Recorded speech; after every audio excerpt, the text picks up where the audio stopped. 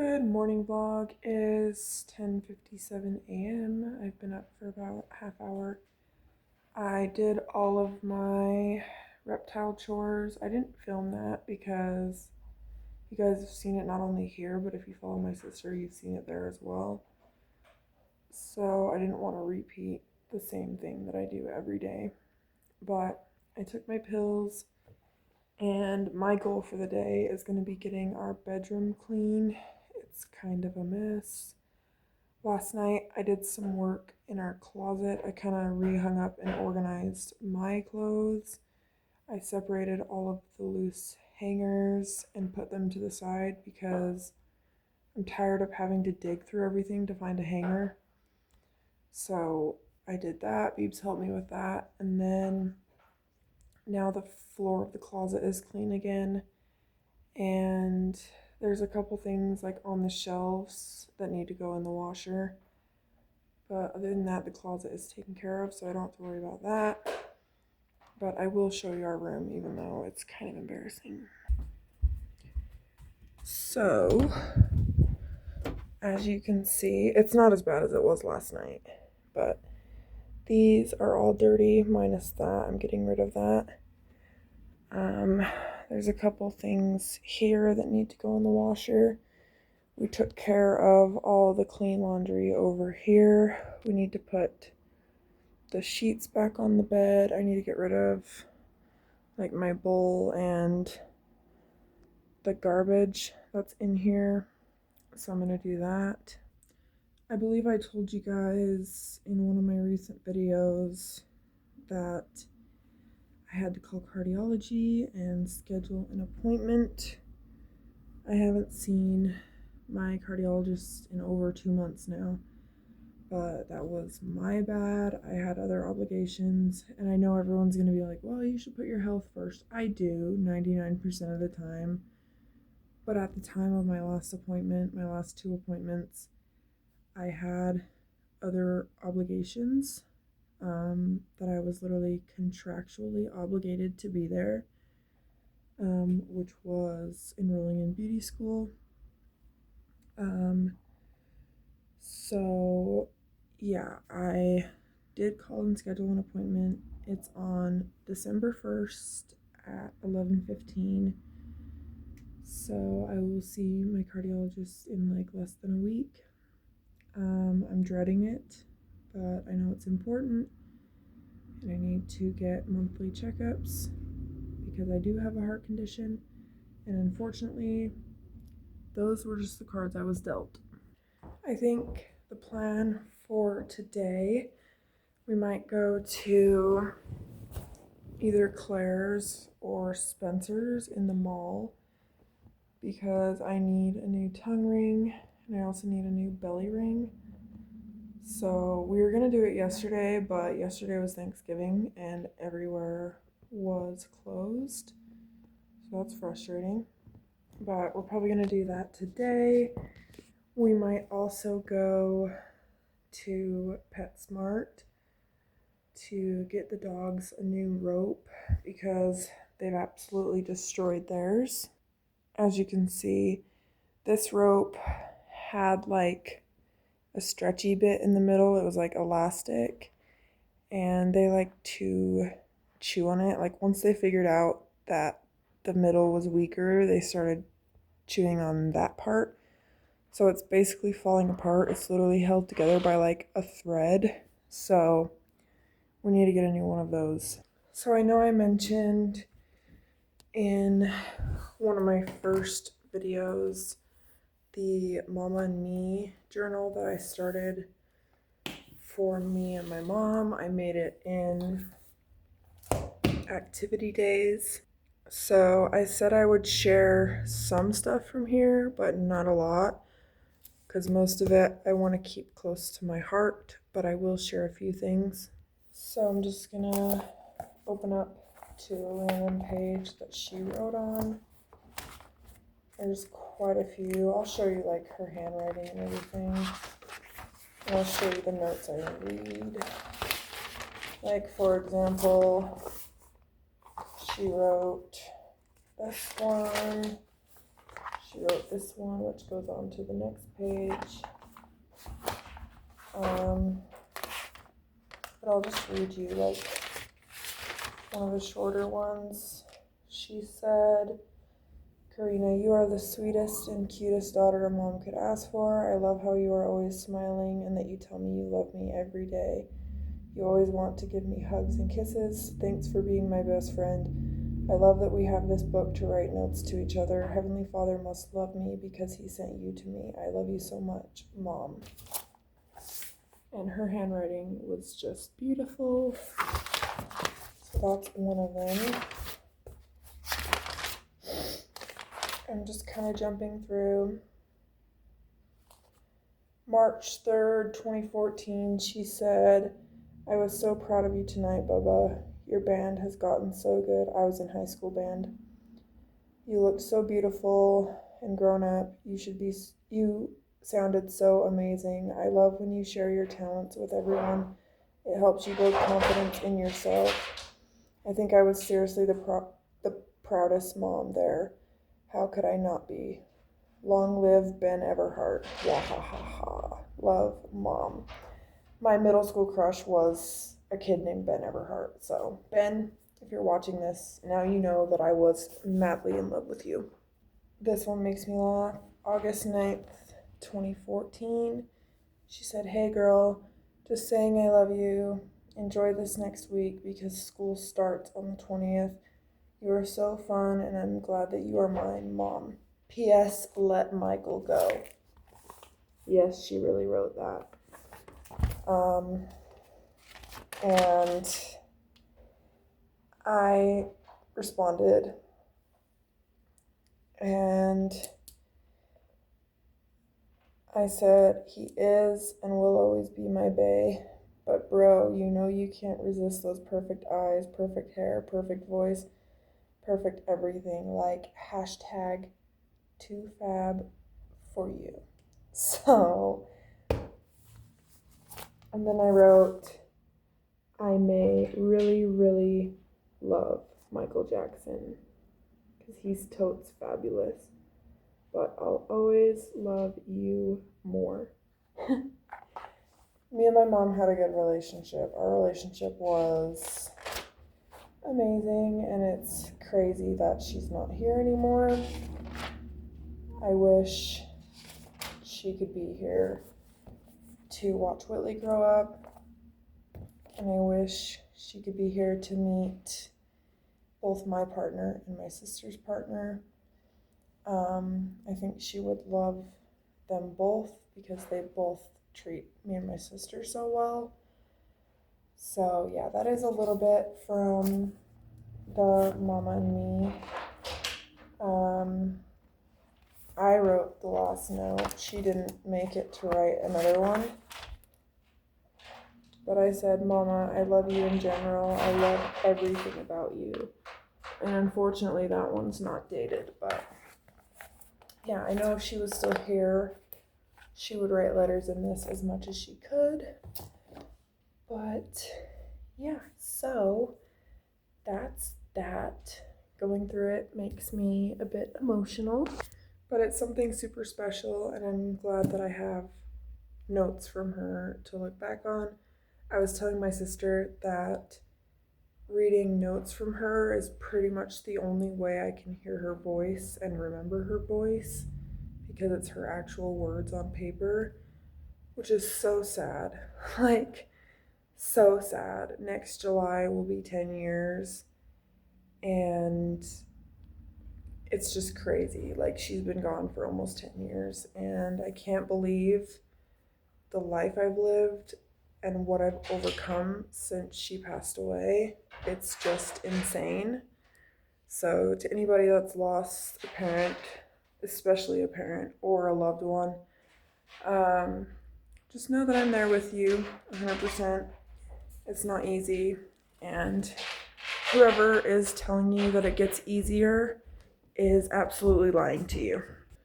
Also, to find myself in the same position, like not exactly the same position that my mom was in, but similar situation, it kind of helps me understand more what she went through and what she was fighting through. Hers was obviously a lot more scary than mine. If you guys want an entire video about my mom's story, I would be happy to post a video like that for you guys. It might be a long video because there's a lot of details, but I would love to share her story and keep her memory alive. I try to remember what she went through every single day because it helps me with my fight with heart failure, and I kind of take it as a blessing that I watched her go through what she went through. Not to sound like morbid, I don't mean that way at all, but it taught me how to respond to bad news, and it taught me what not to do. So it's just a blessing that I got to learn so much before it happened to me. Also, around January 5th, 6th, it will be a year since my heart attack and cardiac arrest. It'll be a year since I got my pacemaker, thank God. It's crazy, time flies. And with yesterday being Thanksgiving, I know last night I mentioned a couple things that I'm grateful for, but I'm grateful for doctors and modern medicine and good people, whether they be strangers or not, for stepping in when I needed it, when I wasn't doing so good, getting me the proper care until ambulance got there. From there, I was transferred to the hospital, got the proper care. I was at the best hospital in the state, with like renowned doctors. So I'm so thankful for those people that save lives literally every single day. They saved mine. And I think it was the doctor's appointment vlog. I kind of hated on my cardiologist a little bit. Before I get any nasty comments about that, I just want to clarify that I'm so thankful for him. He literally saved my life single handedly, and he was able to get me a proper diagnosis through not only like MRIs and test results, blood work, but also through genetic testing. So, yeah, the reason I was frustrated with him and kind of still am, and this might be like a stupid reason, you guys are probably going to be like, why are you upset about that? He has to do his job. But just the way that he delivered the news to me that I might need a heart transplant, he just kind of ripped the band-aid off and just said it like blatantly. And he doesn't really understand the story of what I've been through with my mom and how hard that is to hear for me.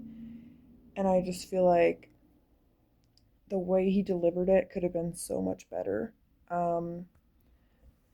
But that being said, even though I'm kind of bitter and I have hard feeling towards it, doesn't mean that I don't appreciate him and what he does, not only for me, but for other patients in my situation. So, yeah, super thankful for him, and I don't hold any grudges. I just am kind of upset about the way he delivered it. So, just to clarify that. But I'm trying to be conscious every single day of my heart and the things that my heart needs to get stronger. I've kicked weed. For those that don't know, for a while I was heavily dependent on weed for my mental health and sometimes just my sanity. But towards the end of me smoking, I kind of started to feel like visibly sick when I smoked, and it wasn't just like a certain way of smoking. It was every single thing, like dab hits, bong rips, pipes. Like it all just made me feel so shitty. My heart would race. And even though I was smoking indica, which is recommended by the pharmacist for people who have a condition like mine, it is just something that my body and my heart didn't agree with.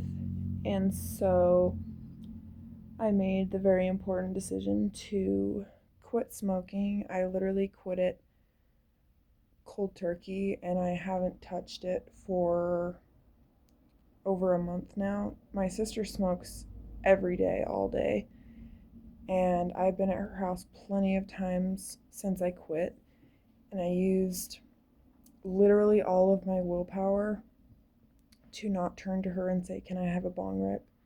or to not just reach over and load a bowl and smoke it.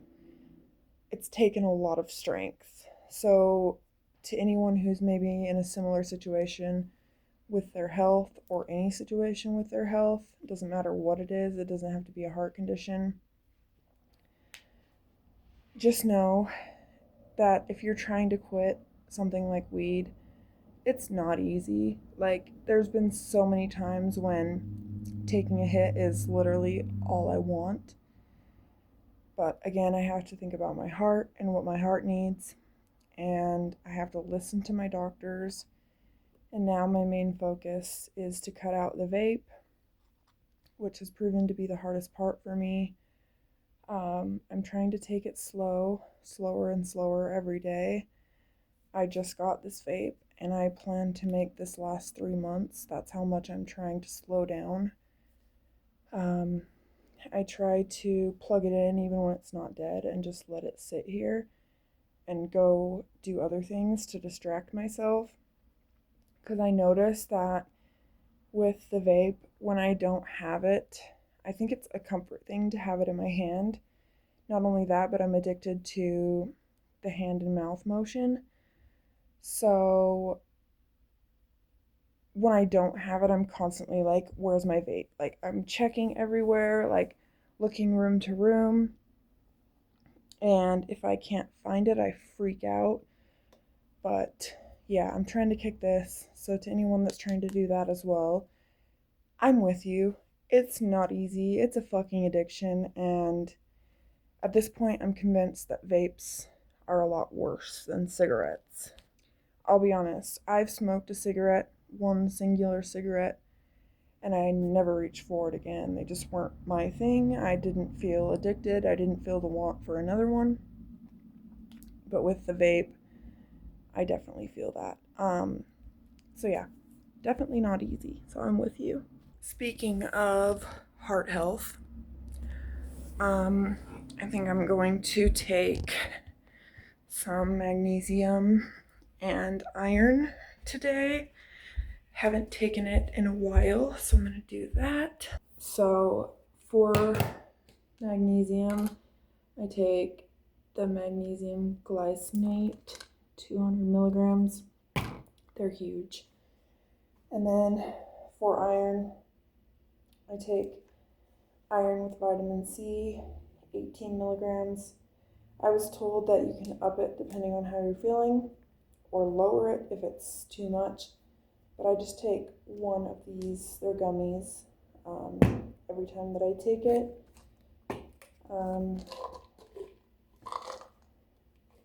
I'll show you how huge these are. They're like ginormous.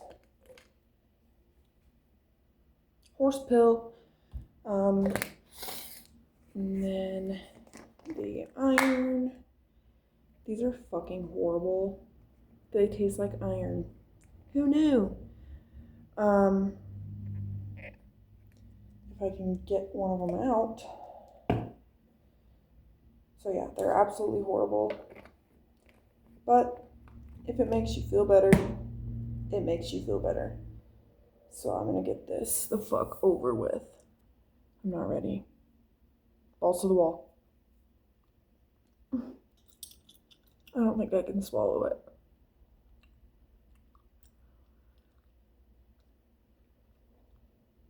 Ugh, it makes me want to gag. It literally tastes like you bit your tongue and you're bleeding. That's what it tastes like. It's not a very pleasant taste whatsoever. Magnesium time. This one's not so bad.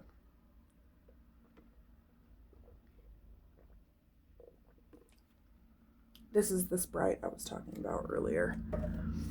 But yeah, this video is 20 minutes long, so I'm going to end it here. I feel like we had some good chats, some encouraging words. We also expressed what we're thankful for. You should be doing that every day, not just on Thanksgiving. But yeah, I love you guys, and I'm thankful for you and your support. I love making videos. I've loved making videos since I was like 14, probably younger. So yeah, be thankful, drink your water, take your meds, and have a good day. And I will see you in my next video real soon. Bye, guys. Mwah.